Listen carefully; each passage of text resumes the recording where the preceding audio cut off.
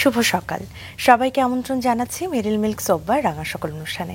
আজকের দিনটি সকলের ভালো কাটুক এই শুভকামনা জানিয়ে রাঙা সকালের আজকের আয়োজন শুরু করছি। সঙ্গে আছি আমি লাবণ্য এবং সেই সাথে রয়েছে আমি রোমান। দর্শক শুভ সকাল এবং আমার পক্ষ থেকে আপনাদের জন্য সুন্দর দিনের প্রত্যাশা। লাবণ্য তোমাকেও অনেক অনেক প্রত্যাশা রইল যেন পুরো দিন তোমার ভালো কাটুক। তাই অনেক অনেক ধন্যবাদ তোমাকে। তোমার এমনি দিনকাল কেমন যাচ্ছে? দিনকাল সবকিছু মিলিয়ে ভালো যাচ্ছে এবং আজকে সকালটা একটু ভালো কাটছিল না, কিন্তু এখন তোমাকে পেয়ে ভালো লাগছে এবং নতুন অতিথি আছে তো অবশ্যই ভালো লাগবেই। এই কথা শোনার পর আসলে আমার তিনটিও দর্শক ভালো হয়ে গেল। অনেক অনেক ধন্যবাদ। দর্শক আজ আমাদের মাঝে রয়েছেন একজন বিশেষ অতিথি, তার কাছ থেকে আমরা তো অনেক কিছু জানতে চাই। তিনি একজন আন্তর্জাতিক বাণিজ্য বিশেষজ্ঞ এবং উদ্যোক্তা জাহিদ হোসেন। চলুন শুরুতে তাকে স্বাগত জানাই। শুভ সকাল। কেমন আছেন? আলহামদুলিল্লাহ ভালো আছি। আপনারা ভালো আছেন? আমরা তো খুবই ভালো আছি। এবং যেমনটা বলছিলাম যে আজকে আমরা সবসময় আসলে নতুন অতিথি যখন পাই, একটা নতুন মানুষকে আসলে জানার যখন সুযোগ পাই তখন মনটা ভালো হয়ে যায়, শেখার অনেক কিছু থাকে। তো এই ব্যক্তি মানুষটাকে আসলে আজকে পুরোটা সময় ধরে আবিষ্কার করতে চাই। একদম শৈশব থেকে অনুষ্ঠানের নিয়ম অনুযায়ী শুরু করব। শৈশব কোথায় কেটেছে, কেমন কেটেছে সবকিছু মিলে একটু শুনতে চাই শুরুতেই। Thank you. আমার হোম ডিস্ট্রিক্ট হচ্ছে চাঁদপুরে। তো চাঁদপুরে হচ্ছে আমার অরিজিন। আমরা একটা যৌথ ফ্যামিলিতে চাঁদপুরে বেড়ে ওঠা এবং আমার পুরো ফ্যামিলি ব্যাকগ্রাউন্ডটা হচ্ছে মুসলিম, মানে খুব স্ট্রিক্ট ফ্যামিলি। চাঁদপুরে আমাদের ব্যাকগ্রাউন্ড সবাই হচ্ছে বিজনেস ওরিয়েন্টেড। আমার দাদা, তারপর আরও অ্যাক্সিডেন্টলি আমার বাবা হচ্ছে ফার্স্ট টাইম ব্যাংকে জবে আসে। তো ওই থেকে শুরু, অ্যান্ড দেন আমরা আস্তে আস্তে জবে, অ্যান্ড দেন বাট বিষয়টা ছিল এরকম যে আমি যখন চাঁদপুর থেকে ঢাকায় আসি, সো আমার এলাকার মানুষরা অথবা আমার কাজিনরা বলতো যে তুমি কেন ঢাকা যাচ্ছ, আমাদের এখানেই তো অনেক কিছু আছে। সো এটা একটা ইন্টারেস্টিং বিষয়, আমার জন্য অনেক অনেক চ্যালেঞ্জিং ছিল ঢাকার লাইফটা। আর আমার স্কুল কলেজ চাঁদপুরে, অ্যান্ড দেন আমি ঢাকায় আসি, ঢাকায় অনার্স মাস্টার্স MBA করি আর কি। বাহ, তো অনেক কিছু বলে ফেললেন, অনেক প্রশ্ন ভেতরে আমার মনের ভেতরে উঁকি দিচ্ছে। তো বাবা কেন অ্যাক্সিডেন্টালি চাকরিতে চলে গিয়েছিলেন? এই রিজনটা আসলে বাবাকে জিজ্ঞেস করা হয় নাই। একটা সময় ছিল যে আমাদের দেশে আপনারা জানেন যে মানুষের অনেক জমি অথবা অনেক প্রপার্টি থাকলেও মানুষের কাছে কিন্তু ক্যাশ ছিল না। এটা ধরেন স্বাধীনতা পরবর্তী হয়তোবা এই একটা কারণ। উনি ফার্স্ট টাইম আমাদের ফ্যামিলিতে, মানে আমাদের এলাকা থেকে আউটসাইডে যায়, চট্টগ্রাম ঢাকায় আসেন। বাট পরবর্তীতে উনি আবার চাঁদপুরেই শুরু করে আর কি ওনার ব্যাংকিং ক্যারিয়ার। অগ্রণী ব্যাংকে ছিলেন এবং পুরো ক্যারিয়ারটা চাঁদপুরেই ছিলেন আর কি। চাঁদপুরের নাম শুনলেই তো ইলিশের নাম মনে চলে আসে। তো কত ইলিশ খেয়েছেন যে বলে? জি, ইলিশ আসলে আমরা সবসময় জোকস করে বলি আর কি যে চাঁদপুরের মানুষ ইলিশের মধ্যে নাকি ঘুমায়। তো আপনিও নিশ্চয়ই ঘুমিয়েছেন সেরকম। যাই হোক, তো ছোটবেলা কেমন ছিলেন আপনি? দুষ্ট? আমি তো অ্যাকচুয়ালি খুবই মানে সাদাসিধে মানুষ ছিলাম, যেহেতু বললাম যে আমরা খুব একটা ডিসিপ্লিন স্ট্রিক্ট ফ্যামিলিতে ছিলাম। রক্ষণশীল। জি জি জি, খুব মানে আমার মা বাবা ডিসিপ্লিন টোটালি ছিল। যদিও আমাদের স্বাধীনতা ছিল পড়াশোনা, এডুকেশন রিলেটেড সবকিছুর জন্য, কিন্তু টোটাল লাইফটা ফ্যামিলির কারণেই হয়তোবা স্কুল জীবনটা অ্যান্ড দেন পরবর্তী চাঁদপুর জীবন পুরো ইন্ট্রোভার্ট ছিলাম আর কি। সম্পূর্ণ ইন্ট্রোভার্ট একটা লাইফ ছিল। আপনারা কয় ভাই বোন? 2 ভাই 1 বোন। আপনি কততম? জি, আমি হচ্ছি বড়। আমার ছোট ভাই হচ্ছে ইউকেতে থাকে, ও ডক্টর। আর আমার বোন হচ্ছে আমার কাছেই আফতাবনগরে থাকে। ও মানে গ্রাজুয়েশন কমপ্লিট করে প্লাস ও পার্ট টাইম বিজনেস করছে আর কি। একটু মায়ের সম্পর্কেও শুনতে চাই। বাবার? জি, আমার মার পার্সোনালিটি আসলে আমার মধ্যে সবচেয়ে বেশি আছে যে লিডারশিপের একটা রোল আছে, যে সর্বোচ্চ লেভেলে, যে দেখতে খুব সাদাসিধে কিন্তু ভিতরে খুব আসলে ক্ষিপ্রতা, ভিতরে খুব ডেসপারেট কোনো কিছু অ্যাচিভ করা, কোনো একটা জিনিস। সো এটা আমি সম্পূর্ণ পেয়েছি আমার মা থেকে। সো আমাদের ফ্যামিলি ডেভেলপমেন্ট, গ্রোথ সবকিছু আসলে আমার মা রিলেটেড আর কি। বাবা চুপচাপ, বাবা হচ্ছে ওয়ান কাইন্ড অফ কোচের মতো চুপচাপ থাকতো, আর মা হচ্ছে সবকিছু লিড করতো আর কি। স্টিল মাই সবকিছু করে আর কি। তো কোচ এবং ক্যাপ্টেনের সন্তান আসলে কি কি করেছে আমরা তো কিছু তথ্য জানি, সেগুলো একটু দর্শকদের জানিয়ে আসি, তারপর আবার গল্পে ফিরবো। দর্শক, আমাদের আজকের অতিথি জাহিদ হোসেন একজন আন্তর্জাতিক বাণিজ্য বিশেষজ্ঞ এবং উদ্যোক্তা, যিনি এক্সপোর্ট সেবার প্রতিষ্ঠাতা এবং সিইও হিসেবে কাজ করছেন। তিনি বিশ্ববাজারে রপ্তানি ব্যবসাকে সহজ এবং কার্যকরভাবে গড়ে তোলবার লক্ষ্যে কাজ করে যাচ্ছেন। তার অভিজ্ঞতা এবং কৌশলগত পরামর্শের মাধ্যমে 20টিরও বেশি প্রতিষ্ঠান আন্তর্জাতিক বাজারে ব্যবসা সম্প্রসারণ করেছে। বিভিন্ন প্রতিষ্ঠানে কাজ করে তিনি বৈশ্বিক বাণিজ্যের জটিল নিয়ম নীতি এবং সাংস্কৃতিক বৈচিত্র্যের সঙ্গে দক্ষতার সঙ্গে মানিয়ে নিয়েছেন। এক্সপোর্ট সেবা প্রতিষ্ঠার মাধ্যমে তিনি রপ্তানি ব্যবসার জন্য একটি ওয়ান স্টপ সাপোর্ট সেন্টার তৈরি করেছেন। Clarex limited, Elson consumer products, Superstar group সহ একাধিক প্রতিষ্ঠানের পরামর্শক হিসেবে তিনি বাজার গবেষণা, অর্ডার প্রসেসিং এবং শিপমেন্ট এক্সিকিউশনে গুরুত্বপূর্ণ ভূমিকা পালন করেছেন। বেঙ্গল গ্রুপের হয়ে $3 মিলিয়ন নতুন বাজার সৃষ্টি এবং স্কোয়ার ফার্মাসিউটিক্যালস পিএলসিতে কাজ করে জাতীয় রপ্তানি স্বর্ণপদক অর্জন তার ক্যারিয়ারের উল্লেখযোগ্য সাফল্য। তিনি কেবল একজন পেশাদার নয়, বরং নতুন উদ্যোক্তাদের গ্লোবাল স্কেলে গড়ে তুলতে তিনি একজন মেন্টর এবং কৌশলগত দিক নির্দেশক। চলুন তার কাছে আবারও ফিরি। অনেক কিছু শিখতে হবে আজকে আপনার কাছ থেকে। তবে বলছিলেন যে 3 ভাই বোনের মধ্যে আপনি সবচেয়ে বড়, তো নিশ্চয়ই আদরের পাল্লাও বেশি ছিল, আবার শাসনও করেছেন বেশি। জি, আসলে মানে রক্ষণশীল ছিল আমাদের ডিসিপ্লিনের মধ্যে, মানে পুরো ফ্যামিলিটা। বাট আমার বাবা মা খুবই ফ্রেন্ডলি ছিলেন, মানে কখনোই আমাদেরকে মারতেন না। এবং এটা আসলে আমি স্টিল আমার সন্তানদেরকে সেটা কন্ট্রোল করতে পারি না, কিন্তু বাবা মা হচ্ছে যে সব দিয়ে দিত, কিন্তু কেমন যেন একটা মানে কিসের মধ্যে যেন আটকিয়ে রাখতো আমাদেরকে। সেটা হচ্ছে ইথিক্যাল যে কোনো, যে আমরা কোনো নেগেটিভ কাজ করতে পারতাম না। এবং সেটা আমার পরিবার এবং আমার স্কুলিং এর একটা মানে ইফেক্ট ছিল।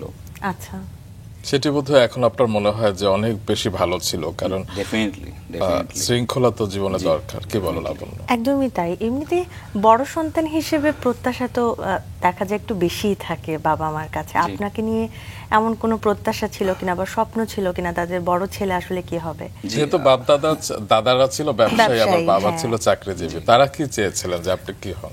আমার বাবা অ্যাকচুয়ালি যেহেতু উনি নিজে জব করতেন, সো স্বাভাবিকভাবে উনি ওই সময়ে আসলে আমাদের সব বাবা মারাই চাইতেন যে সন্তানরা হয় ডাক্তার আর না হলে ইঞ্জিনিয়ার। এটা খুব একটা কমন প্র্যাকটিস ছিল।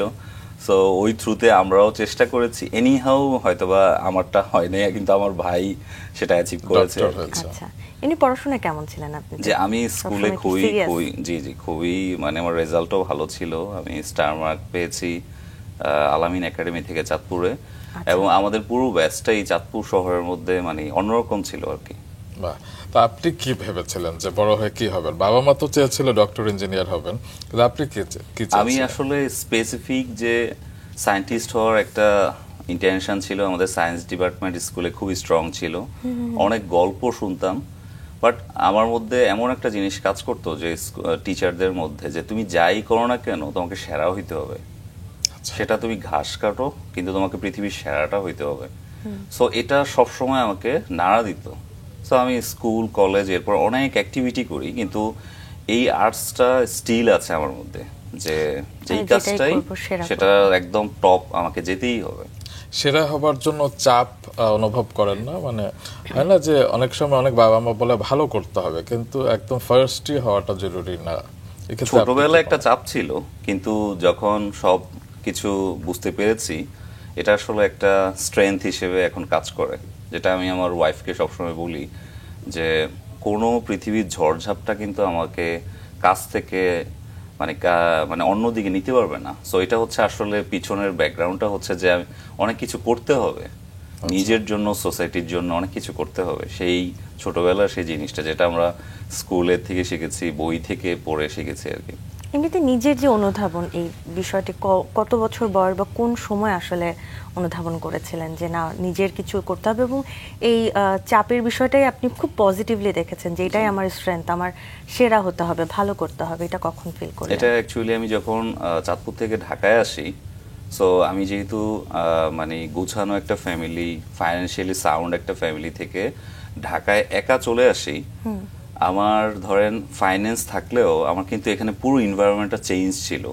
প্রত্যেকটা বিষয়ে আমাকে খুব চ্যালেঞ্জ ফেস করতে হয়েছে ঢাকায়। এটি কবে এসেছিল? এটা এসেছি আমি 2002-এ এসএসসি পরীক্ষা দিয়ে।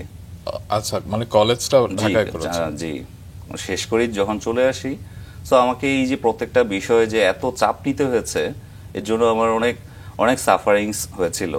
কিন্তু এটা আস্তে আস্তে এটাই পরবর্তীতে আমি এটাকে স্ট্রেংথে রূপান্তর করি আর কি। যেটি শুরুতে বলছিলেন যে আপনার চাঁদপুরে সবাই বলেছিল যে এখানে তো সবই আছে, কেন ঢাকায় যাচ্ছ?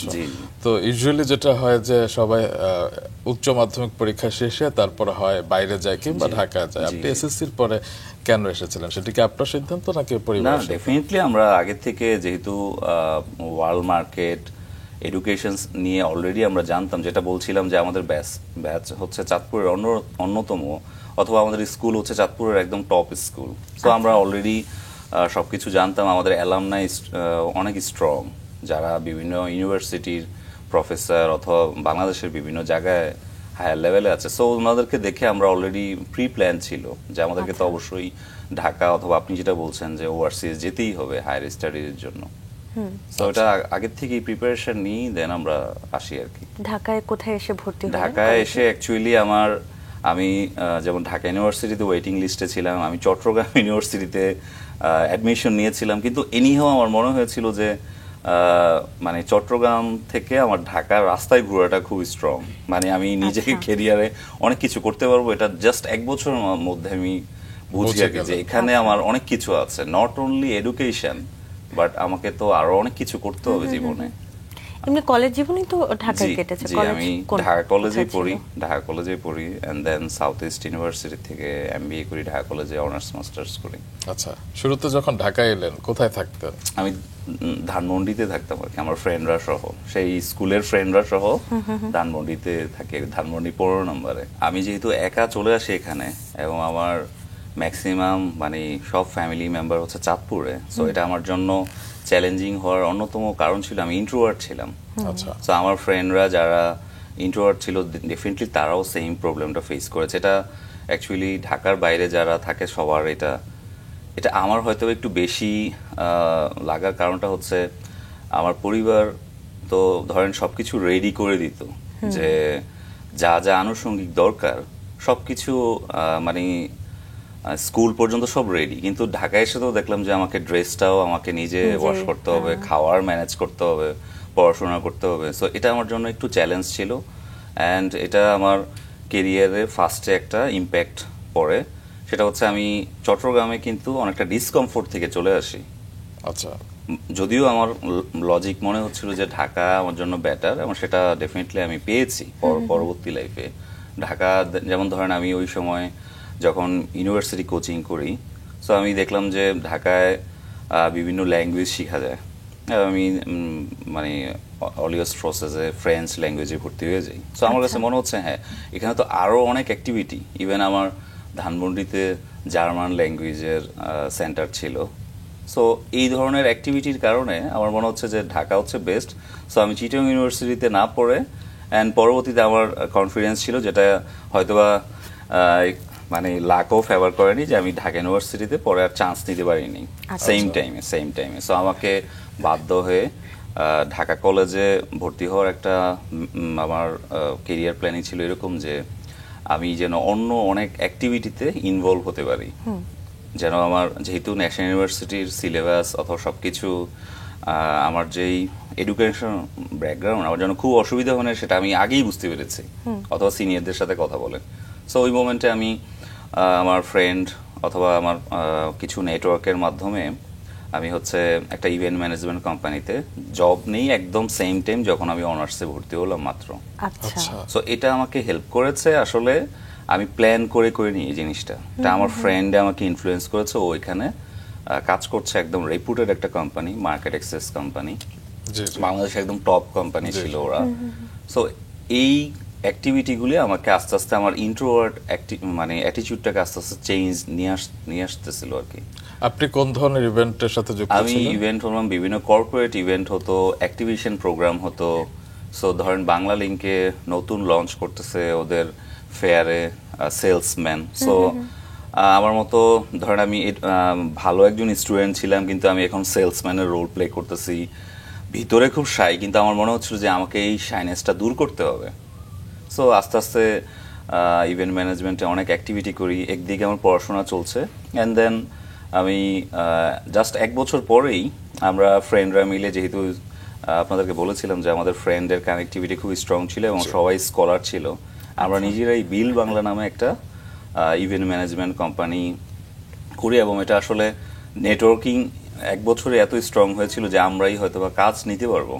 এবং আমরা করে বিয়ের মতো ছোট ছোট অনুষ্ঠান করাও শুরু করি, একদিকে পড়াশোনা এবং সেটা একটা গ্রুপ মিলেই করি।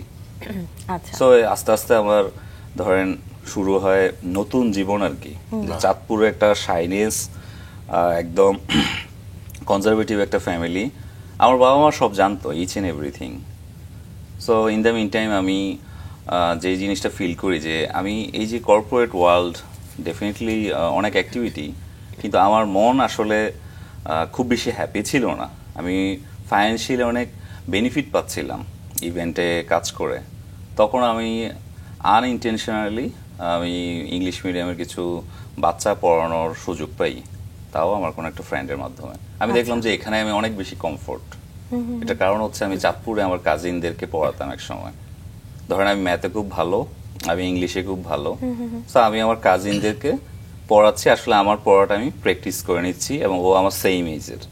আপনার গল্পের মাধ্যমে কয়েকটা বিষয় আমি অনুধাবন করলাম যে যখন অপরচুনিটি আসে তখন ফিরিয়ে দিতে হয় না, কখনো কখনো সেটি হয়তো জীবনে অনেক বেশি উপকারে আসে। যেমন আপনি বলছিলেন আপনি ইন্ট্রোভার্ট ছিলেন, সেটি দূর করে দেয় আপনি ইভেন্টের যখন কাজ করেন কিংবা পরবর্তীতে ইংলিশ মিডিয়ামে যখন ছাত্রদেরকে পড়ান। জি, এটা আসলে সবার জন্য খুব জরুরি, কারণ আমাদের পার্সোনালিটি কিন্তু আমাদের কাজের ক্ষেত্রে খুব ইম্পর্টেন্ট। অ্যান্ড দেন আমি কাজটা যেহেতু খুব পছন্দ করা শুরু করলাম, যে ইভেন্টে আমি যেরকম ওই সময় ধরেন 20,000 অ্যারাউন্ড, এখন হয়তো খুব কম, কিন্তু ওই সময় খুব এটা হ্যান্ডসাম একটা অ্যামাউন্ট। আমার ধরেন সব মিলে 5,000 টাকা মাসে খরচ হতো, কিন্তু আমার হাতে এনাফ টাকা। ওই সময় আমি দেশের বিভিন্ন জায়গায় ঘুরতাম ফ্রেন্ডরা মিলে, ওই একটা গ্রুপ মিলেই, আমার স্কুল ফ্রেন্ডরা মিলে। And at the same time আমি যেটা করি সেটা হচ্ছে ঢাকা কলেজে আমার যেহেতু পড়াশোনার চাপ ছিল না, আমি হচ্ছে সেটাও আমরা একটা সুযোগ আসে যে একটা বাংলাদেশের একটা রিসার্চ ফার্মে জবে যাওয়ার জন্য। এটা একটু রিস্কি ডিসিশন ছিল, কিন্তু ওই সময় একটা কালচার ছিল যে কত আর্লি মানুষ জবে ঢুকতে পারে, কাজ করতে পারে, যেটা ফরেন কান্ট্রিতে যে কোনো স্টুডেন্ট আগে থেকেই করতো। ওই সময় মানে কোন সময়? এটা হচ্ছে আমার অনার্স লাইফে, অনার্স সেকেন্ড ইয়ার থেকে। কোন সাল হবে এটা? এটা হচ্ছে 2004-05 থেকে আর কি। আচ্ছা। সো আমার যেহেতু অপরচুনিটি আসছে, এখানে কাজটা হচ্ছে আমাকে অ্যাজ এ মার্কেটিং এক্সিকিউটিভ হিসেবে ওরা হায়ার করে খুব অল্প স্যালারিতে, কিন্তু আমার অবজেক্টিভ ছিল আমি একটা রিয়েল কোম্পানির এক্সপিরিয়েন্স নিব। রিয়েল কোম্পানির যেহেতু আমার এডুকেশনে খুব বেশি চাপ নেই, সো ওরা আমাকে মার্কেটিং এক্সিকিউটিভ হিসেবে হায়ার করে। কোম্পানিটার নাম ছিল সিডিআরবি, এটা বাংলাদেশের অন্যতম রেপুটেড একটা কোম্পানি। আরেকটা রিজন ছিল, এটা ছিল আমার বাসা ছিল ধানমন্ডি 15-তে, এটা ঠিক 15 পাশেই ছিল, 6 নম্বর। সো এটা একটা রিজন ছিল যে আমি ফ্রি আছি, আমি ধরেন ইভেন্টে কাজ করেছি, বিভিন্ন মানুষের সাথে এখন মিশতে আমার কাছে ভালো লাগছে, আগে যেটা লাগতো না এখন ভালো লাগছে। সো আমি এই কাজটা শুরু করি এবং এখানে আবার নতুন একটা জগৎ তৈরি হয়ে যায়। জগৎটা হচ্ছে এরকম যে এটা হচ্ছে বাংলাদেশের একটা টপ রিসার্চ ফার্ম, যারা হচ্ছে ইংলিশ পাবলিকেশন করে বাংলাদেশ মার্কেটে সব রিসার্চারদের। যেহেতু আমি বললাম যে স্কুল লাইফে আমার এডুকেশনের প্রতি অনেক ঝোঁক ছিল, অনেক বই পড়তাম, সো এখানে আবার নতুন সেই লাইফটা শুরু হলো আবার, যে আবার আমি আমার অনার্সের পড়া অল্প, কিন্তু এখানে আমি সারাদিন কাজ হচ্ছে তুমি পড়ো, ইংলিশ বই পড়ছি, প্রুফ রিডিং করছি, যারা রিসার্চার তাদের সাথে বিভিন্ন বিষয় নিয়ে ডিসকাস করছি, ওরাও খুব মজা পাচ্ছে। কারণ রিসার্চ পাবলিকেশনে যারা কাজ করে ওরা ধরেন শুধু ওই বইয়ের এগুলি সেট আপ করে, ওরা এগুলি জানেই না যে ভিতরে কি আছে। তো এইটা আসলে আমার লাইফে আরেকটা বড় ধরনের, এখানে অনেক মানুষের সাথে মিশতে গিয়ে আমার কাছে আরো মনে হয়েছে যে পৃথিবীতে অনেক বড়, এখানে বাংলাদেশে সব রেপুটেড লোকরা তাদের কেরিয়ারের যেই এন্ড মোমেন্টে এসে একটা রিসার্চ বের করছে, পিএইচডির একটা থিসিস। সো এটা আমার জন্য বড় একটা প্লাস পয়েন্ট ছিল সিটিআরবি। এখানে আমি 2-2.5 বছর কাজ করি আর কি। আচ্ছা। এবং আমার অনার্স আসলে নিজেকে নিয়ে এক্সপ্লোর করতেন, মানে জি এটা আসলে এটা উইদাউট প্ল্যান। এটা আসলে যদি আমরা মানে এখানে আরেকটা জিনিস শিখলাম, বেশি প্ল্যান করে কিছু হয় না। জি জি ঝাঁপ দিতে হয়। ঝাঁপ দিতে হয়, একদমই এবং শেখার আমরা জন্য তো ধরেন আগ্রহী থাকতে হয়। এখানে বলছি এছাড়াও আমরা অনেক অ্যাক্টিভিটি করি, অথবা অনেকেই করে সেটা। আমরাও অনেক ফেল করেছি স্কুলের ফ্রেন্ডরা মিলে, বিভিন্ন ক্লাব করা, কালেকটিভ ওয়ার্ক। মানে আমি যেটা দেখেছি যে কালেকটিভ ওয়ার্কের প্রতি আমার আস্তে আস্তে ঝোঁকটা বেড়ে যাচ্ছিল নিজের অজান্তেই, যে মানে সবসময় আপনি প্রোডাক্টিভ কিছু কাজের মধ্যে নিজেকে ব্যস্ত রেখেছেন। আপনি হয় না যে এত ইয়াং বয়সে আপনি চাইলে কিন্তু বিপথে যেতে পারতেন, কারণ আপনি এখানে একা একটা শহরে আপনি এসেছেন, নতুন একটা শহরে, কিন্তু আপনি বাপ দাদা সবকিছু থাকবার পরও, চাঁদপুরে এত সেফ একটা জায়গা থাকবার পরও আপনি নিজের পায়ে দাঁড়াতে চেয়েছেন। পরবর্তীতে কি হলো? আসলে এখানে আমি একটা জিনিস অ্যাড করি, মানে আমি কিন্তু আমার ফ্রেন্ডদের তুলনায় অনেক ডাউন ছিলাম। মানে আমার ফ্রেন্ডরা আরো অ্যাক্টিভ ছিল, মানে ওরা তখন ইন্টারন্যাশনাল প্রোগ্রামে চলে যেত দেশের বাইরে। সো মানে আমাদের ব্যাচটাই ছিল অন্যরকম, মানে সৎসঙ্গে সর্বনাশ। হ্যাঁ একদম। মানে এটা একটা খুব ভাইটাল, যে আমি আমার ফ্যামিলি অ্যান্ড স্কুলিংটা খুব ইম্পর্টেন্ট, এটা যে কোনো মানুষের ক্ষেত্রে। সো এরপরে যেটা হয়েছে যে আমি আমার অনার্স পরীক্ষা, আপনারা তো সবাই জানেন যে আমাদের সেশন জটের একটা প্রবলেম ছিল। সো আমার কাজিন ছিল, ও একটা এডুকেশন ফার্মে জব করতো। ও আমাকে বলতো যে তুই যেই কাজটা করছিস এটা তো কেরিয়ার ওরিয়েন্টেড না, তুই একটা কর্পোরেট কোম্পানিতে মুভ কর। সো আমার মাথায় মনে হলো যে হ্যাঁ, এখানে কম স্যালারি হলে আমাকে রিয়েল কেরিয়ারে মুভ করা উচিত। এটা তো রিসার্চ অনেকটা ধরেন নন প্রফিট অর্গানাইজেশন। দেন আমি ওই সময় সিভি ড্রপ করা শুরু করি। আচ্ছা। অ্যান্ড আমার ঢাকা কলেজের জাস্ট ধরেন মাত্র পরীক্ষাটা শেষ হয়েছে, অনার্স। আমি এসকে ফার্মাসিউটিক্যালসে ওয়্যার হাউস অফিসার জব পাই, স্কয়ার ফার্মাসিউটিক্যালসে at the same time international marketing ডিভিশনে একদম জুনিয়র এক্সিকিউটিভের পোস্টে জব পাই। সেটা তো মনে হয় 2009 সালে। জি জি জি 2000। এখানে মাঝখানে আমাকে অনেকগুলি ইন্টারভিউ দিতে হয়েছে, অনেকগুলি ইন্টারভিউ। সো আমার কাছে মনে হচ্ছে এটাও আমি আসলে কোনো প্ল্যান ছাড়াই হয়েছে। আমার মনে হচ্ছে ওয়্যার হাউসে কাজ করার থেকে আমি হয়তোবা ইন্টারন্যাশনাল মার্কেটটা হয়তোবা মজার হবে, আমি কিন্তু অ্যাকচুয়ালি কিছুই জানতাম না তখন। দেন স্কয়ার হচ্ছে আমার ফার্স্ট কেরিয়ারে বড় ধরনের একটা ব্রেক নিয়ে আসে। আমি তো এসে দেখলাম যে আরে আমি ঢাকা কলেজ, কিন্তু আমার স্ট্রেংথ ছিল যে আমার স্কুল, আমি ইংলিশ জানতাম, আমার বই পড়ার অনেক স্ট্রেংথ ছিল, বইয়ের আমার নলেজ ছিল স্ট্রং, আমি কমিউনিকেশন জানতাম। আমি এসে দেখতেছি এখানে বাংলাদেশের টপ ইউনিভার্সিটি সব হাইলি স্কলাররা আমার কলিগ। তো এটা আমাকে প্রচন্ড ইনফ্লুয়েন্স করে নিজেকে আরো কত বড় করা যায়, গ্রো করা যায়। এবং কলিগরা একটা সময় যারা জুনিয়র হয় কর্পোরেটের এনভায়রনমেন্ট হচ্ছে সিনিয়ররা ওদেরকে দিয়ে কাজ করায়। আচ্ছা। অনেক জুনিয়র আমার সাথে কলিগরা খুব ডিস্টার্ব হইতো, আর আমি এটাকে এন্টারটেইন করতাম। এটাকে অনেকে হাসতো যে এই ছেলে কি করতেছে। স্কয়ারের নিয়ম ছিল 5:30 বের হয়ে যেতে হবে, অফিসিয়াল গাড়ি। আমি এবং আমার সুপারভাইজার বের হইতাম না। সো আমরা হচ্ছে এক্সট্রা কাজ করতাম। সো এর থেকেই আস্তে আস্তে আমার ইন্টারন্যাশনাল মার্কেটের প্রতি সহজ ভাষায় বলতে গেলে একটা প্রেম তৈরি হয়ে যায়, মানে একটা অদ্ভুত প্রেম তৈরি হয়ে যায়, যেটা নিয়ে আসলে আমি এখন আমার রেস্ট অফ লাইফ কাটাচ্ছি আর কি। বের হতেন না কেন? মানে বের হতাম না মানে আমাদের স্কয়ার তো ওই মোমেন্টই বাংলাদেশের টপ কোম্পানি ছিল এক্সপোর্ট ফার্মাতে, 1 নাম্বার, স্টিল ওরা 1 নাম্বার। সো আমাদের কাজ ছিল ধরেন আমি দেখতাম যে এভরিডে কোনো না কোনো বায়ার আসতেছে। সো বায়ার হচ্ছে আমাদের অফিসিয়াল টাইম 5:30 শেষ।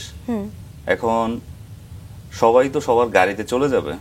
আমি যেহেতু সিঙ্গেল ছিলাম, আমার ধানমন্ডি, আমি ভাবলাম যে একটু পরে যাই, তাহলে রোডটা ফ্রি হবে, আমি আস্তে ধীরে যাব, হাতে কিছু কাজ আছে। কিন্তু আরেকটা রিজন ছিল, আমার সুপারভাইজার দেখতাম যে বসে থাকতো।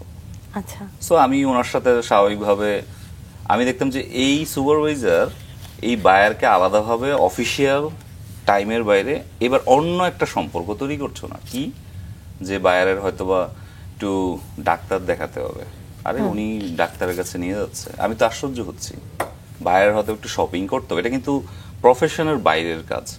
সো এটা আমি ওনার থেকেই শিখা অ্যাকচুয়ালি, যে আমি যদি ইন্টারন্যাশনাল মার্কেটে ভালো করতে যাই, আমার যে ওভারসিজ ক্লায়েন্টের সাথে প্রচন্ড রিলেশনশিপ ডেভেলপ করতে হবে। শুধু বাই বুক কাজ করিনি, মানে এই বায়ারদের সাথে টাইম স্পেন্ড, এবং সেটা খুব এন্টারটেইনিং। ধরেন আফ্রিকার একজন বায়ার, উনি আফ্রিকা থেকে আসছে, সুদান থেকে আসছে, উনি এখন বাড়ি ধারে আমাদের স্কয়ারের রেস্ট হাউস ছিল।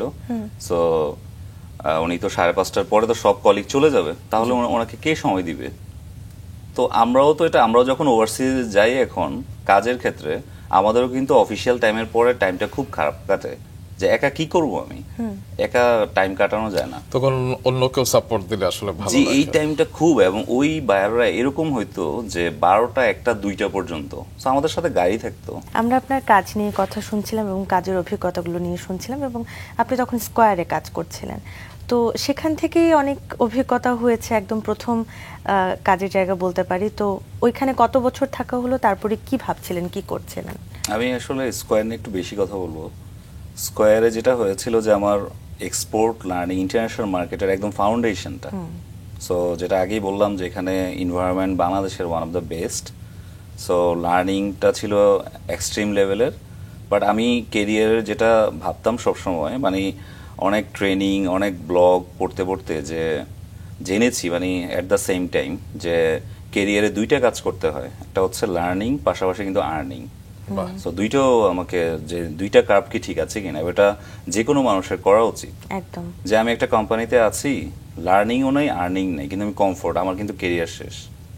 সো আমার মনে হচ্ছে যে আমি অনেক কিছু শিখেছি ফার্মাতে, আমি স্কয়ারে অনেক মানে নলেজ ডেভেলপ করেছি, অনেক ইন হাউস ট্রেনিং নিয়েছি।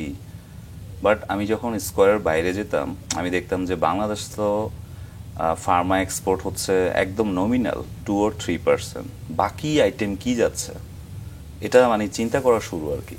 সেই প্রসঙ্গে আসবো, তবে স্কয়ারের প্রসঙ্গে যেহেতু ছিলাম, আমরা নিজেরাও খুব গর্বিত যে আমরা স্কয়ার গ্রুপের প্রতিষ্ঠান মাছরাঙা টেলিভিশনে আছি, এবং সেই স্কয়ার গ্রুপের শুরুটা হয়েছিল 1958 সালে সেই স্কয়ার ফার্মাসিউটিক্যালস দিয়ে আর কি, যেটি পরবর্তীতে এখন পিএলসি, স্কয়ার ফার্মাসিউটিক্যালস পিএলসি।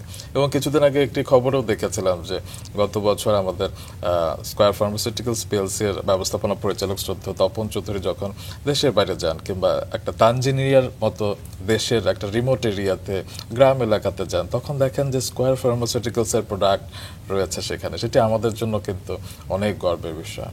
তো আপনি সেই প্রতিষ্ঠানে 7 বছর কাজ করেছেন, আপনি নিজেকে কতটা গর্বিত মনে করেন? একদম সেম আপনি যে গল্পটা বলেছেন, এবং ইন্টারেস্টিংলি আমি এটা নিয়ে বিশাল পোস্ট করেছি। আচ্ছা। এবং তানজানিয়াতে স্টিল যিনি কান্ট্রি ম্যানেজার আছেন, অথবা আফ্রিকার, ওনার সব আমরা একসাথেই কাজ শুরু করা, আচ্ছা, মানে একদম একসাথেই বেড়ে ওঠা।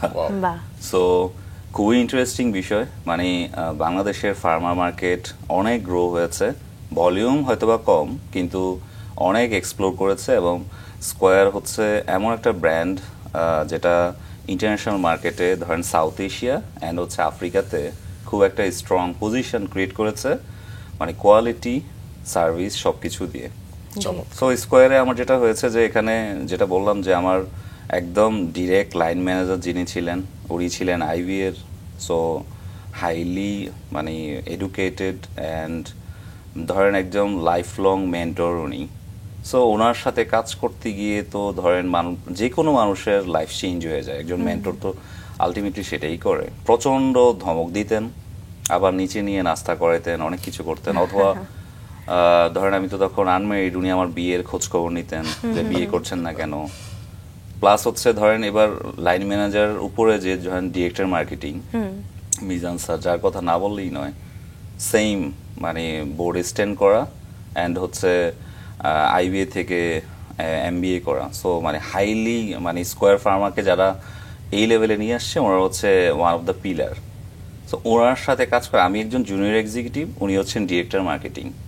উনি আমাকে কিন্তু মিটিংয়ে নিয়ে যেতেন, এটা কিন্তু একটু রেয়ার ছিল। আমি পরে ব্রেন স্টর্মিং করতাম যে কাহিনীটা কি ছিল অ্যাকচুয়ালি। হয়তো আমার লেভেলের, এক্সিকিউটিভ লেভেলের কলিগরা একটু মাঝে মাঝে বিরক্ত হতো যে ওকে কেন নিয়ে যাচ্ছে। সো আমি এমন একটা অ্যাকাউন্ট দেখতাম, সবচেয়ে ক্রিটিক্যাল অ্যাকাউন্ট, ওই অ্যাকাউন্টে বায়াররা দিন রাত 24 ঘন্টা শুধু বলতো এটা দাও, সেটা দাও, ডকুমেন্ট দাও, শিপমেন্ট কেন ডিলে হচ্ছে। ওই সময় এত হোয়াটসঅ্যাপ অথবা এই ধরনের অ্যাপগুলি এত অ্যাক্টিভেট ছিল না, শুধু মেইল ছিল। আমি যেটা করতাম, যেটা বললাম যে অফিসের পরেও টাইম দিতাম, আবার আমি ধানমন্ডিতে ফিরে গিয়েছি বন্ধুদের কাছে, সবাই আড্ডা দিচ্ছে, আমি আবার একটু ল্যাপটপ, আমার তখন ল্যাপটপ না পিসি ছিল, ডেস্কটপ অন করে রাখতাম। হুট করে একটা শ্রীলঙ্কা অথবা আমার অ্যাকাউন্ট থেকে মেইল এসেছে, আমি রাতেই মেইল দিচ্ছি। তো কর্পোরেটের কালচারটা হচ্ছে যে সবাইকে কপিতে রেখে মেলটা দিতে হয়। সো এটা আনইনটেনশনাল ছিল। ডিরেক্টর মার্কেটিং সকালে বলতো যে আরে জাহিদের মেল রাতের বেলা, মানে ঘটনাটা কি, কাহিনী কি? হ্যাঁ, মানে উনি এটা বারবার এবং দেখতো যে আমি খুব মানে স্মার্টলি ছোট ছোট ইমেল করতেছি রাইট টাইমে, রিয়েল টাইমে, এবং বায়াররা প্রচন্ড হ্যাপি ছিল। এটাই হচ্ছে ধরেন আমাকে অনেক ইন্সপায়ার করতো। ডিরেক্টর মার্কেটিং ম্যানেজমেন্ট মিটিং এ আমার মতো একজন নতুন এমপ্লয়ির প্রয়োজন ছিল না, কিন্তু উনি আমাকে নিত, বলতো যে ওকে লাগবে, ও সারাদিন কমিউনিকেট করছে, ও জুনিয়র মোস্ট, বাট খুব অ্যাক্টিভলি কাজ করতেন। এই জিনিসগুলি হচ্ছে ধরেন আরেকটা জিনিস বলবো, সেটা হচ্ছে এমন কিছু ডেস্টিনেশনে কাজ করতাম যেগুলি তখন ধরেন কোথাও বলার সুযোগ হয় না আমাদের। যেমন তাজিকিস্তান নামে একটা কান্ট্রিতে আমরা শিপমেন্ট পাঠাতাম। এটা হচ্ছে রাশিয়ার পাশে, আমরা সিএস ব্লক বলি এই কান্ট্রিটাকে।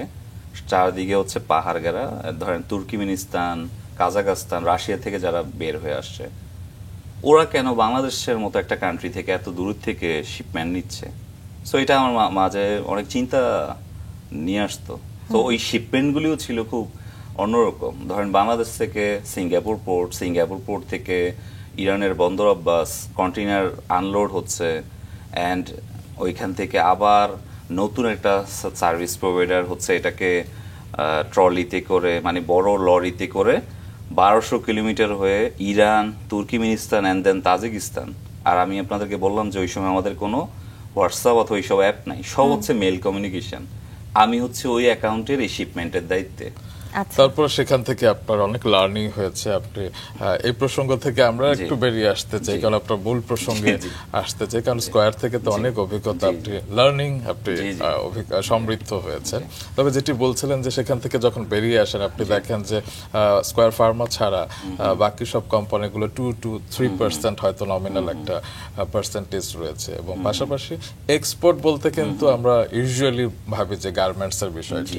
তো সে সময় আপনার সেই জ্ঞানটি আসলে প্রসারিত হয়েছিল কিভাবে? যে আমি আসলে তখন যেহেতু এক্সপোর্টের অনেক, আমি সবসময় রিসার্চের প্রতি একটা ইন্টারেস্ট ছিল, স্টিল সেটা কন্টিনিউ। সেটা মানে একদম স্কুল লাইফ থেকে, মানে ধরেন একটা জিনিস কান্ট্রি সম্পর্কে পড়ছি, একটা বিষয়, এটাকে আরও ডিগ ডাউন করা যায় কিভাবে, সর্টিং করা যায় কিভাবে। সো আমি দেখলাম যে বাংলাদেশের 80% হচ্ছে গার্মেন্ট, এছাড়া তো আরও 20% প্রোডাক্ট আছে টোটালি আনএক্সপ্লোরড, আনট্যাপড, কোনো কাজ করছে না কেউ এগুলো নিয়ে। এত অপরচুনিটি, দুই একটা পয়েন্ট বললে আপনারা বুঝতে পারবেন। যেমন ধরেন আমরা ওয়ার্ল্ডের second largest Jack fruit producer, কিন্তু আপনি এক্সপোর্ট দেখবেন যে আহামরি হচ্ছে না। আমরা 7 লার্জেস্ট আম প্রডিউসার, ম্যাঙ্গো প্রডিউসার। একটা জাস্ট রিয়েল ফিগার বলি, লাস্ট ইয়ারের 24 লক্ষ মেট্রিক টন আম প্রডিউস করি আমরা লাস্ট ইয়ার। এক্সপোর্ট হয়েছে অনলি 3000 টন। 24 লাখ মেট্রিক টন প্রডিউস হয়েছে। আপনি কি ভেবেছেন সব আমরা কনজিউম করেছি? অনেক আম নষ্ট হয়ে গেছে। সবজি ওয়ার্ল্ডের 3rd লার্জেস্ট প্রডিউসার আমরা। সো আমার কাছে এই জিনিসটা বিভিন্ন নিউজে অ্যাট্রাক্ট হতো যে ঘটনাটা কি হচ্ছে এখানে, এটা হচ্ছে না কেন। যেহেতু আমি ওই সময় স্কোয়ার একজন মাস্টার হয়ে যাই, কাজ করতে করতে আমি মাস্টার, কিন্তু এই প্রোডাক্টগুলি কেন হচ্ছে না। এবং স্টিল আমার কাছে মনে হচ্ছে, আপনাদেরকে রিয়েল ইনফরমেশনটা দিই, 1 বিলিয়নের মতো আমরা অ্যাগ্রো প্রসেসিং এক্সপোর্ট করি, কিন্তু এই মোমেন্টে এটাকে 10 বিলিয়ন করা সম্ভব। সো আমি এই প্রবলেমটা সলভ করা নিয়ে কাজ করছি আর কি। এই প্রবলেমটা কিভাবে সলভ করা যায়, এর মধ্যে ধরেন প্রসেস ডেভেলপমেন্ট। সাধারণ মানুষ 99% জানে না যে কিভাবে এক্সপোর্ট করতে হয়, পুরো প্রসেসটা সম্পর্কে জানে না। স্যার এই যে হচ্ছে না, সেটার পেছনে কারণ কি সিন্ডিকেট কিংবা অন্য কিছু? জি, একটা তো ধরেন ওই ধরনের বিষয় আছে, গভর্নমেন্টের বিষয় আছে, সিস্টেমের বিষয় আছে, জটিলতার বিষয় আছে। বাট আমার কাছে মেইন এই রিজনগুলি তো আমাদের ধরেন আনকন্ট্রোলেবল, আমরা কন্ট্রোল করতে পারছি না। কিন্তু যেটুকু আমরা কন্ট্রোল করতে পারি, ধরেন একজন আম চাষি, উনি জানছেন না যে এই আমটাকে কিভাবে এক্সপোর্ট করতে হয়। ইন্টারন্যাশনাল ট্রেডের নিয়মটাই হচ্ছে আপনার দেশে এই প্রোডাক্টটা বেশি প্রডিউস হয়ে যাচ্ছে, যেই প্রোডাক্টটা বেশি প্রডিউস ওইটাই আপনি এক্সপোর্ট করে দিবেন। জাস্ট এটাই চিন্তা করেন, যেটা আমার বেশি হয়ে যাবে এটাই আমি পাঠিয়ে দিব বাইরে, এটাই তো আমার নিয়ম। যেমন ধরেন এই বছর আপনি আশ্চর্য হবেন শুনে যে কৃষক 18 টাকা কেজিতে আলু প্রডিউস করেছে, 12 টাকায় সেল করছে। যদি জানতে চান কেন, শুধু রংপুর ডিভিশনে 20 লাখ মেট্রিক টন আলু প্রডিউস হয়েছে, কিন্তু পুরো রংপুর ডিভিশনে 3 লাখ মেট্রিক টনের কোল্ড স্টোরেজ নাই, তো এত আলু কি করবে তাহলে? তো এই আইটেম তো highly exportable item. So process, আপনি যে কোয়েশ্চেনটা করেছেন, প্রসেস জানে না মানুষ হচ্ছে লজিস্টিক্সের আমাদের একটা দুর্বলতা আছে, আর ইন জেনারেল হচ্ছে বায়ার পাচ্ছে না, আচ্ছা ওভারসিজ মার্কেটের ইনফরমেশনগুলি টোটালি জানছে না মানুষ, যেটা এসব ভাবনা থেকে কি আপনারা এক্সপোর্ট সেবা জি করেছেন? জি জি আমার আসলে যেটা বললাম যে একদম সেটা স্কোয়ার থেকেই শুরু হয়েছে, যে আমরা অনেক ইনফরমেশন ক্যারি করছি, সারাদিন কাজ করছি।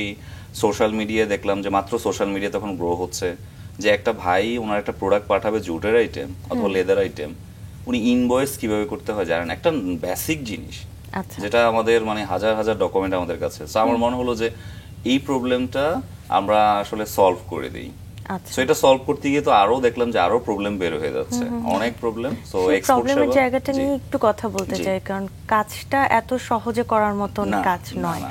তো আপনি আসলে এই বাধাগুলো আসলে কিভাবে অতিক্রম করেছেন, বা কি ধরনের বাধাই আসলে মানে পেয়েছিলেন যেটা সেই আমরা সময়? সহজ ভাষায় জি। বুঝি যে নতুন কিছু করতে গেলে তো আসলে পুরনো সমস্যাগুলোকে অনেক তীব্রভাবে মোকাবেলা করতে হয়। তো সিন্ডিকেটের একটা বিষয় তো আমরা জি। শুনি সবসময়। জি, জি। তো আপনারা যখন মার্কেটে এলেন তাদের কাছ থেকে কতটা চাপ পেয়েছিলেন, কিংবা সেটি ভেঙে কিভাবে সামনে এটা এগিয়ে আসলে গেলেন? আমরা এখনো পুরোটা পারিনি, বাট আমরা ডেসপারেটলি মানে ফাইন্ড আউট হয়ে গিয়েছে যে আমাদেরকে কি করতে হবে, এবং আমরা দেখেছি যে মার্কেটের একটা বড় গ্যাপ, এবং শুধু গভর্নমেন্টকে সারাদিন দোষ না দিয়ে আমরা চাচ্ছি যে আমাদের যে যতটুকু ক্যাপাসিটি এর মধ্যে অনেক আমরা আমাদের যেটা অ্যাজাম্পশন, অনেক প্রবলেম আমরা সলভ করে দিতে পারবো। যেমন লাস্ট 4 মাসে আমরা 150 জন মানুষকে, আমাদের একটা সার্ভিস আছে মেন্টরিং প্রোগ্রাম, আমরা 150 জন মানুষকে মেন্টরিং করেছি, মানে ফুললি ধরেন গ্রুম আপ করা, যে উনি ইন্টারন্যাশনাল মার্কেটে ফাইট করতে পারে। সো আমাদের এই বছরের টার্গেট হচ্ছে, আপনি যেমন লাস্ট ইয়ার পর্যন্ত আমরা 20 জন, এই বছর টার্গেট হচ্ছে 100 জনকে অন্তত মার্কেটে নিয়ে যাওয়া। আচ্ছা। মার্কেটে নিয়ে যাওয়া মানে ওনাকে একদম এক্সপোর্টার বানিয়ে দেওয়া। আচ্ছা তো এটা শুধু একটু ট্রেনিং দিয়ে সম্ভব না।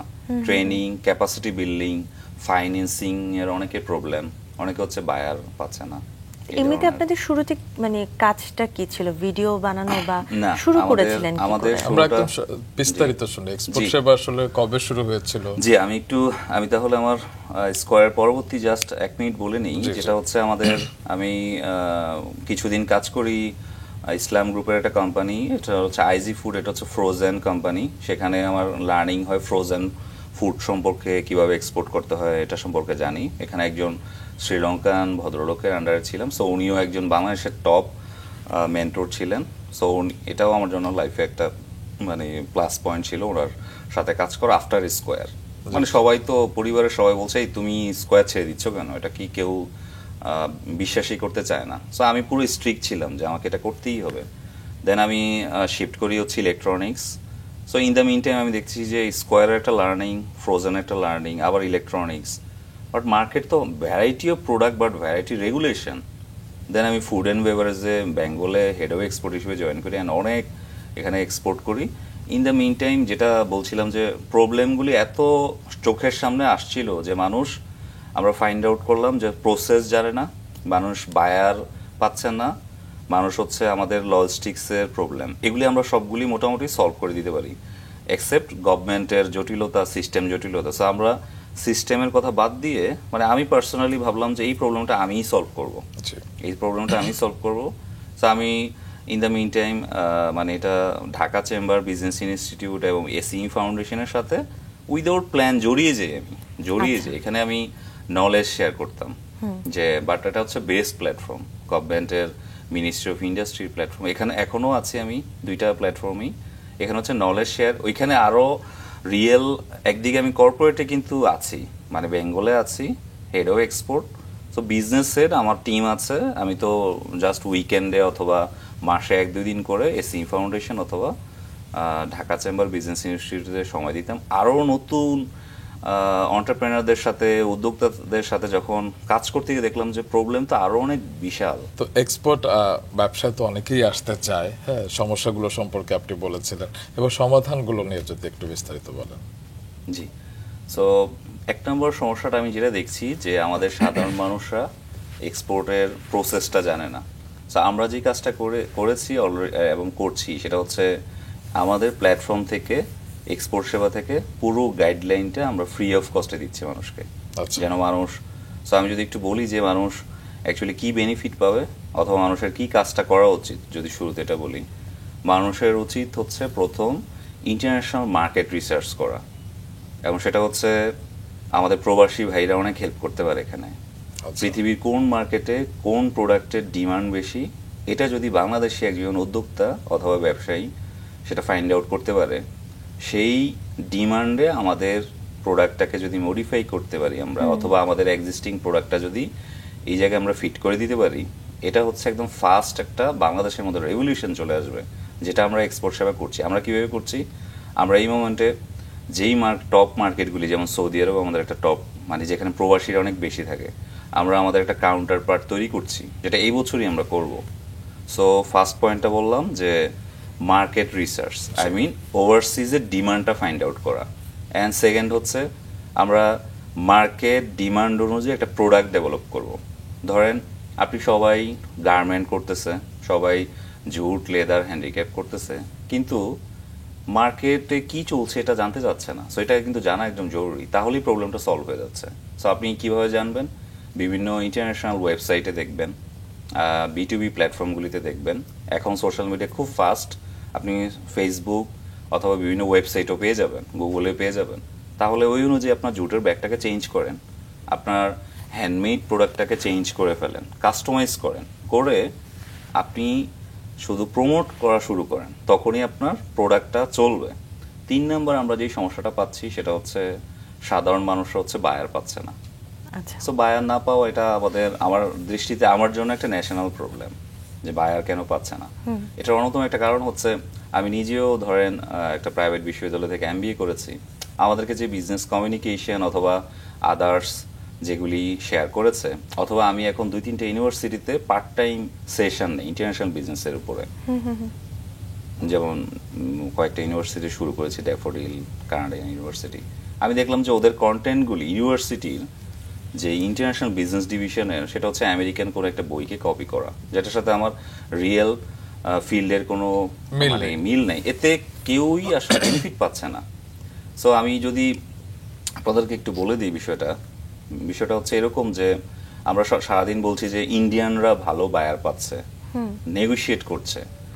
আমরা অ্যাজ এ হোল আমাদের হচ্ছে এক্সপোর্ট মার্কেটিং স্কিলটা উইক।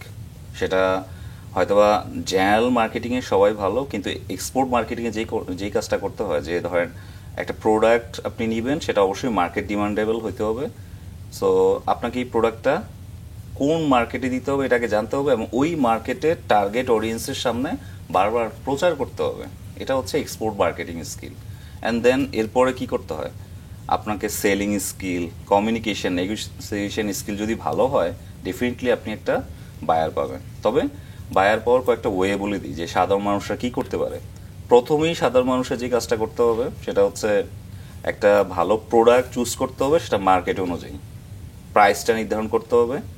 অ্যান্ড দেন প্রথম হচ্ছে আমরা যে কাজটা করেছি সবচেয়ে বেশি, সেটা হচ্ছে বিভিন্ন ইন্টারন্যাশনাল ফেয়ারে যাই, আমরা ডিরেক্ট মার্কেট প্লেসে চলে যাই। ধরেন আপনি এমন করছেন যে আজকে সৌদি আরবে দেখতেছেন, 2 মাস পরে চলে যাচ্ছেন ইউএইতে, আবার ধরেন 3য় মাসে চলে যাচ্ছেন, প্ল্যান করছেন ইউকের জন্য, তো আপনি কিন্তু ডিস্ট্র্যাক্টেড হয়ে যাচ্ছেন। আপনাকে করতে হবে একটা টপ মার্কেট আগে চুজ করেন, প্রয়োজনে 2টা করেন, অ্যান্ড দেন ওই 2টা মার্কেটে আমরা এক্সপোর্ট সেবা এটা ফ্রিতে দিচ্ছি, যে কিভাবে আপনি বায়ারটা খুঁজবেন। সো আমরা ধরেন 15 থেকে 20টা ওয়ে আউট বলি, জাস্ট কয়েকটা এখন বলে দিচ্ছি। এর মধ্যে টপ 5টা আপনি করেন। যেমন ধরেন আপনি মাছ নিয়ে কাজ করবেন, এক্সপোর্ট, ফিশ ইন্ডাস্ট্রি প্রফেশনালদের সাথে নেটওয়ার্কিং করতে হবে, কারণ ওদের কাছেই লিডগুলি আছে। আচ্ছা। ধরেন আমার কাছে অনেক লিড আছে যেটা আমি অ্যাকচুয়ালি ইউজ করছি না। সো একজন প্রফেশনালের সাথে নেটওয়ার্কিং ওই ইন্ডাস্ট্রির, সেটা হইতে পারে C&F, সেটা হইতে পারে ফ্রেট ফরওয়ার্ডিং এজেন্ট, রিলেটেড যতগুলি স্টেক হোল্ডার সবার সাথে, এটা হচ্ছে একটা ইজিয়ার ওয়ে আউট। আচ্ছা। সেকেন্ড হচ্ছে আমরা বিভিন্ন ধরনের আমাদের যে টার্গেট মার্কেটের এম্বাসি আছে, এম্বাসিতে আমরা হেল্প নিতে পারি, এবং আমরা হয়তোবা জানি না যে কাকে কমিউনিকেট করতে হবে, কমার্শিয়াল কাউন্সিলর। আমরা যেমন ধরেন বিভিন্ন মার্কেটে ভিজিটে যাই, আমরা কিন্তু কমার্শিয়াল কাউন্সিলরদের সাথে মিটিং করি, এবং ওনারা আমাদেরকে অনেক অ্যাপ্রিসিয়েট করে যে আরও মানুষকে নিয়ে আসেন আপনারা।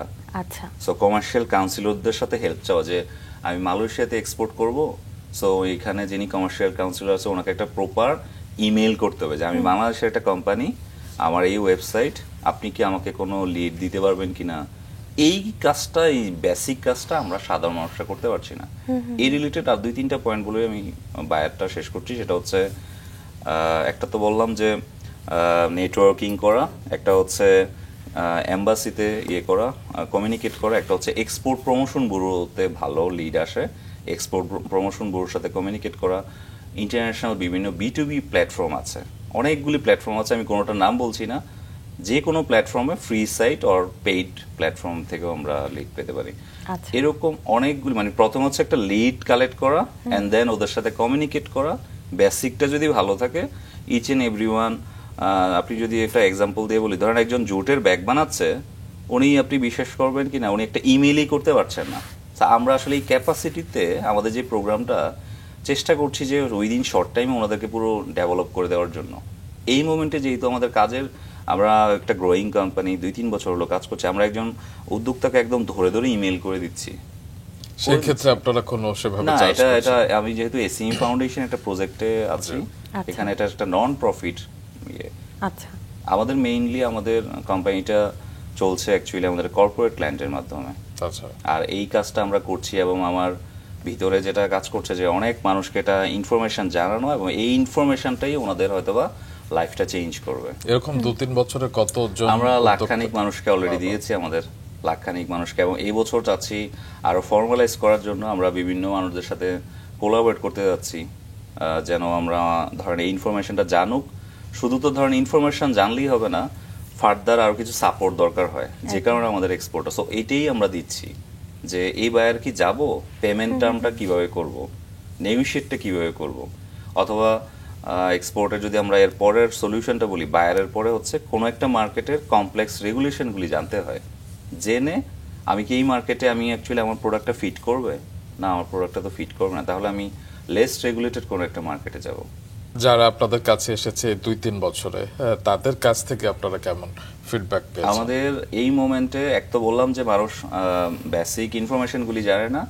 আমি যেই সেগমেন্টে বেশি কাজ করতে চাই, এসএমই, বাংলাদেশে প্রায় 30-40 লাখ বিশাল এসএমই আছে যাদের প্রোডাক্ট আছে। আমি কয়েকটা প্রোডাক্টের কথা বলি, যেটা শুনে আমরা সবাই, ধরেন, গার্মেন্ট বাদে জুট, লেদার, হ্যান্ডিক্যাফট, অ্যাগ্রো প্রসেসিং, এগুলি সম্পর্কে জানি। বাট এর বাইরে ধরেন হ্যান্ডমেড ভ্যারাইটি অফ প্রোডাক্ট আছে, যা আপনি বড় বড় যে আড়ং টাইপের শপে দেখবেন, সব, মানে any kind of product, legal product আপনি এক্সপোর্ট করতে পারবেন। এবং আমরা মানুষকে যেটা বুঝাতে যাচ্ছি, আপনি শুরুটা 50,000 টাকা দিয়ে করেন।